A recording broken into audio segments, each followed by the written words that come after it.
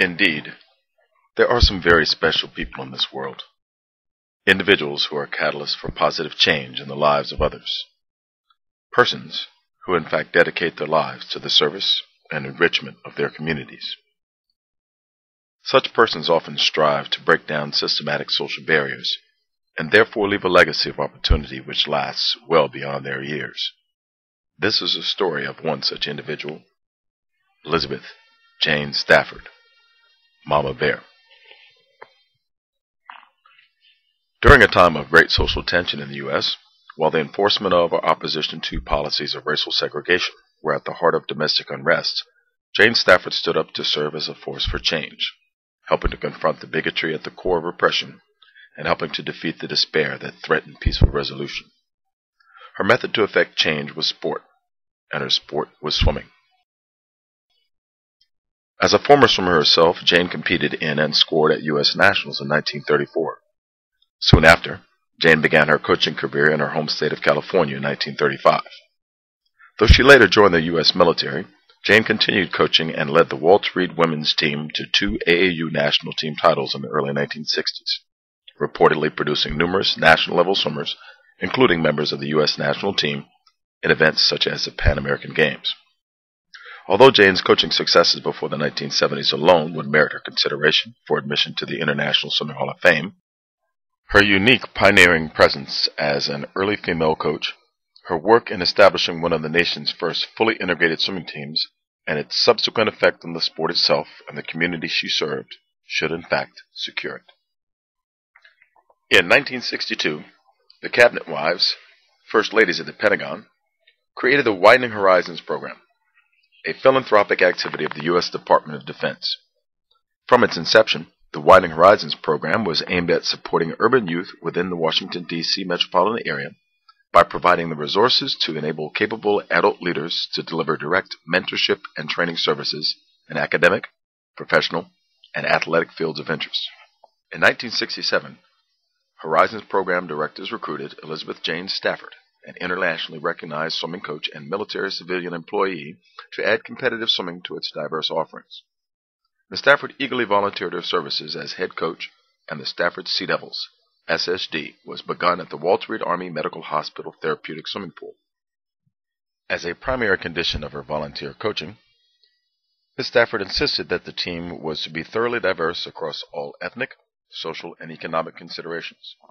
As a result, one of the nation's first fully integrated amateur athletic union AAU swimming programs was founded. During the initial years, funding from the Horizons program provided transportation means for many urban youth to join the Sea Devils team, including residents of the Junior Village group home. Likewise, the team made partnerships with the police boys clubs of the Washington metropolitan area and the D.C. public school system to help expand its roster from 50 to nearly 200 athletes. If the means were available, families were encouraged to contribute $15 monthly to subsidize pool rental fees. However, interested athletes without such means were never turned away. In this environment, funds to support the team were always limited, and Coach Stafford frequently went without support staff for the team.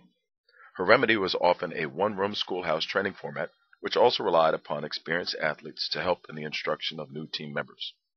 Likewise, parents who coached other sports were recruited to assist Coach Stafford, and thus received guidance and encouragement in applying their knowledge of general athletic training principles to the specific demands and mechanics of swimming. From this dynamic, not only were many successful swimming careers launched, but also many successful coaching careers were launched as well. In 1970, SSD swimmer Roy Fagan made headlines by being invited to the U.S. Olympic Developmental Camp for the sport of modern pentathlon. As a role model for younger athletes, Roy's success set the ground for other historic accomplishments from SSD swimmers in the 1970s. Shortly thereafter, Fred Evans became a high school All-American in swimming in 1972, and later became reportedly the first African American to compete in U.S. Swimming Nationals in a generation. Even before Fred later made history winning an NCAA Division II swimming championship at Chicago State University, the general swimming community began to take notice, and even U.S. Olympic team assistant coach Don Gambrell came to D.C. to scientifically study this suspected genetic anomaly. A handful of younger swimmers were also allowed to participate in that film session in a coordinated clinic event. All were uniquely influenced by and were aware of the team's historic context in the sport. While Fred was being filmed with LED straps on his arms and legs for technical analysis, the younger swimmers participating were inspired by the opportunity. Indeed, Coach Stafford predicted the expected accomplishments of clinic participant Robert Murray in interviews published in newspaper articles on Fred's success. Murray, an eventual junior national champion and NCAA Division I All-American at the University of Michigan, had by 1980 joined Evans as one of only a few African-American swimmers competing in the U.S. Olympic trials. In that clinic group, Lynn Grant and Roy Lewis also followed as high school All-Americans and junior national qualifiers. As an age group activity, swimming justly has many levels of involvement, at the base of which is community pool summer league and high school swimming. In the early 1960s, with the changing ethnic demographics in Washington, D.C., one such team, the Tacoma Park, D.C. TPDC team, and the Prince-Mont Swim League, PMSL, when faced with the eventual ethnic integration of its membership, disbanded for a time and remained inactive in opposition to integration. With the formation of SSD, Jane Stafford worked with willing members of the former team, and the Tacoma team was reestablished as an integrated program. Oliver "Skip" Grant, a successful CYO track coach whose children swam with Coach Stafford, was recruited to assist with SSD groups and also took over as a head coach of TPDC. Coach Grant was the only African-American head coach of a PMSL team at a time when there were less than a handful of African-American swimmers competing in PMSL who were not members of TPDC, and they primarily belonged to only one other team, the Silver Spring YMCA. PMSL, an organization of nearly 40 teams from Prince George's and Montgomery counties in Maryland, had member pools, while if not explicitly barring African-American membership, represented communities in which the only times when African Americans swam at those pools were when TPDC or SSY came to compete with them. Although most members of the TPDC team from that era would not recall many overt acts of opposition, it was an obvious undertone to the competition in the pool and a part of the genuine satisfaction in winning the 1973 season league championship with an undefeated 5-0 record. In the modern era, PMSL is now undoubtedly one of the nation's most ethnically diverse community leagues. Subsequent to that 1973 season, Coach Grant was offered a position at the prestigious St. Albans Private School in Washington, D.C. as a track coach, aquatics director, and swimming coach. With Coach Grant's position at STA, a number of SSD and TPDC swimmers were admitted to St. Albans as students and were soon after a part of the first generation of African American graduates of a school that had only integrated its student body 10 years before. Likewise, the Sea Devils team was thus afforded the opportunity to add the St. Albans pool as a training site. Many other successful swimmers, such as Tom Dolan, later began their careers at this Sea Devils training site.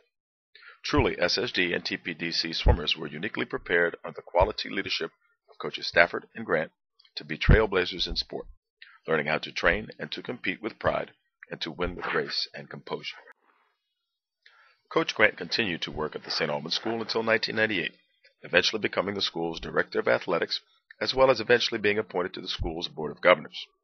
Currently, the Washington Metropolitan Prep School Swimming and Diving League is a premier association of over 30 independent schools representing varied athletic associations and a combined effort in the sport of swimming and diving. As Coach Grant worked to help found this athletic association and worked tirelessly to promote the inclusion of teams from independent girls' schools, his contributions to the opportunities in our sport remain as an important legacy as well.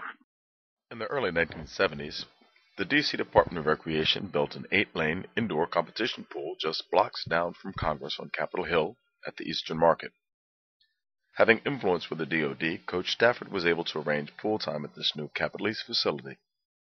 Although there was consistent community opposition to the presence of a private team training at a public facility and preempting public recreation hours, lobbying the D.C. government was trumped by DoD official support of SSD. In partnership with this new DCDR facility, underserved wards of the southeastern section of the city had convenient access to Coach Stafford, and the team became the Capitol East Sea Devils, CESD. With the addition of this training site, many CESD athletes also began to compete at the city's indoor and outdoor recreation league competitions, swimming for the Capitol East pool.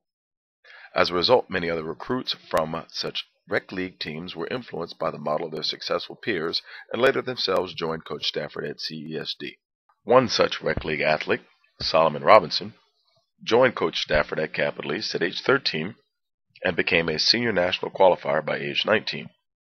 So significant was Coach Stafford's influence on him, Solomon remains a USA swim coach to this day, having himself coached an African-American U.S. Olympic trials qualifier, Namza Ammons.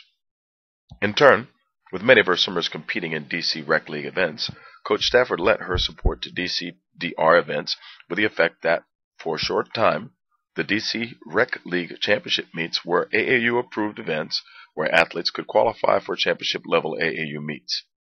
In all, the 12-year DCDR partnership with Sea Devil Swimming under Coach Stafford helped to produce 2 finalists at the U.S. Olympic trials, 1 member of the Jamaican national team at the 1984 Olympics, numerous U.S. senior and junior national championship participants, and many other high school and collegiate scholarship recipients as well.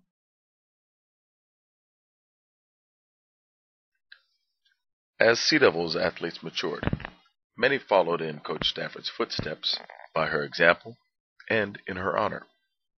Roy Fagan, Fred Evans, and Robert Murray all became DC Rec employees working at rec facilities with rec league teams as coaches. In particular, Roy Fagan, after graduating from Morgan State University, came back to work as a DC meet official and then eventually became the pool manager for the Capital East Pool and the founding meet manager for the Black History Invitational Swim Meet. In addition, with a number of Sea Devils alums working for DC Rec, officials determined that it was time for them to create a program independent of the Sea Devils. DC Rec Aquatics director Lauren Hill then subsequently recruited Rec League coaches Mark and Roy Lewis to help form a team from the Learn to Swim and Rec League patronage, and DCDR was formed in the fall of 1984 as a USS swim team.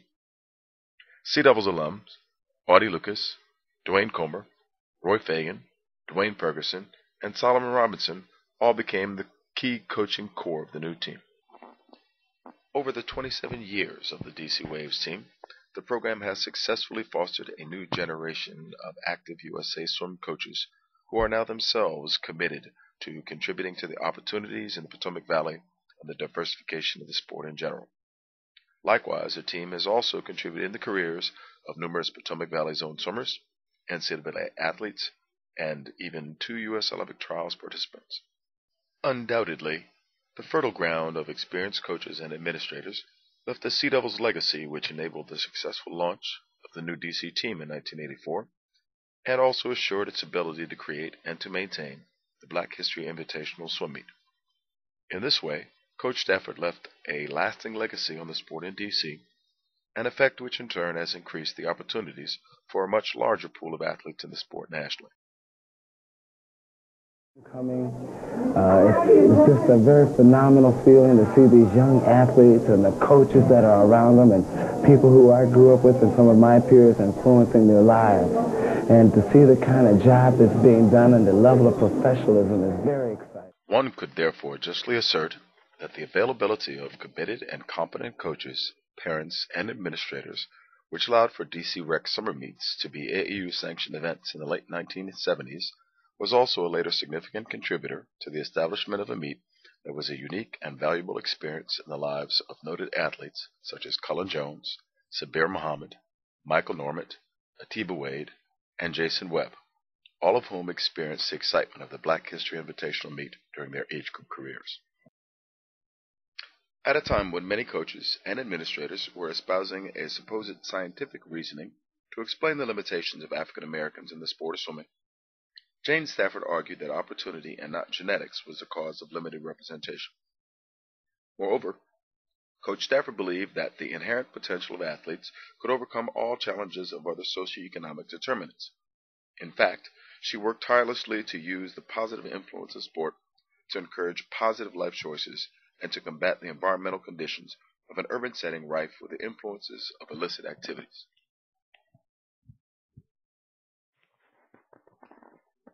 Many that remember Coach Stafford from this time often refer to her as Mama Bear.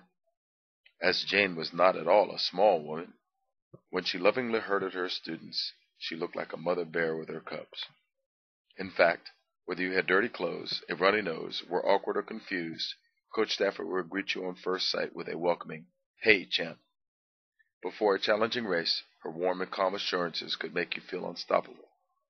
Indeed, her unrelenting faith allowed her to see her students not by the challenges that they faced, but as the successful citizens that they could become. For Coach Stafford, success was an assumption, a given value in the equation of her students' lives. To her, no one ever walked onto her pool deck that was not supposed to succeed in some aspect of life. Without a doubt, the sport of swimming in Washington, D.C. had many significant coaches besides Jane Stafford. Coaches Hughes, Bell, and Gaynor. Coaches Bradford and Conti, and others for which we as yet have no record. But Jane Stafford remains unique in her legacy in the sport for her direct and indirect contribution to the lives of those even just now entering the sport. Those of us responsible for helping in the foundation of the DC team can testify that we never once doubted that we ourselves would in turn become coaches. Despite varied interests and abilities, we all did recognize the debt we had to repay for the unique opportunity she represented in our lives. Jane Stafford's spirit remains alive in us, and we only can hope to have her faith in working with our students by her example and in her honor. Jane was not just a role model, but one who dedicated her life to playing a positive role in the lives of others. As we are of a generation too young to quote chapter and verse on Coach Stafford's early successes which earned her tours with the U.S. national team as women's team chaperone, we refer you to coaches such as Gambrell, Leonard, and Tinkham, who surely are more informed. Indeed, we only humbly submit this brief history in her career in sport to honor her service in our lives in an effort to secure for her a rightful place in the International Swimming Hall of Fame.